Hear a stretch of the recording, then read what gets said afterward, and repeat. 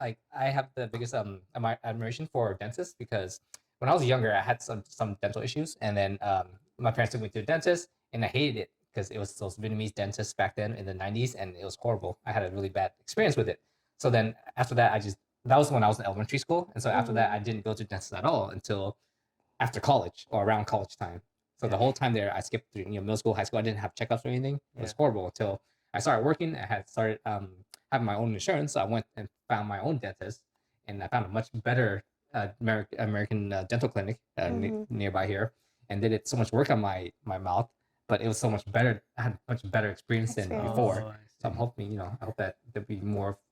That you'll be like one of those dentists that Were you missing any that teeth mind. or anything when you were a younger kid? I wasn't actually. I had a lot of That's cavities though. patient privacy. I had a lot of So cavities. I'll beat your story. Yeah. I was missing teeth. I had Yeah. a similar issue. Yeah. You know, I had no dental education whenever I Yeah. was a kid. I just like didn't brush my teeth well.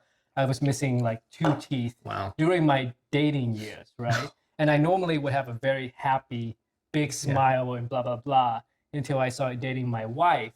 And she told me once, she's like, I'm very surprised that you can smile very widely and bigly because you have 2 missing teeth. Wow. And when she told me that, I was like, oh my gosh. And I started looking at all my old pictures, like right here, like It was right in the here, front? kind of very close to the front. And I was like, oh my gosh, it is obvious. Yeah. From then on, I smiled Mm. like this. And then that's when I told her, you took away my smile. Finally, I got my teeth. Yeah. But I was like, oh my gosh, my whole life without the proper education and things like that. Yeah. It's like I didn't know that missing teeth Yeah. was like a big issue at a grown age. Shoot, I still have like tons of missing teeth right here. Yeah. Out here. So I bet you must like do a lot of community service education like that for someone as simple-minded as myself. And probably Vian is like, we needed that kind of stuff when we were younger. And now I go to my dentist every 6 months now for typical the usual cleaning and routine cleaning and stuff like that now.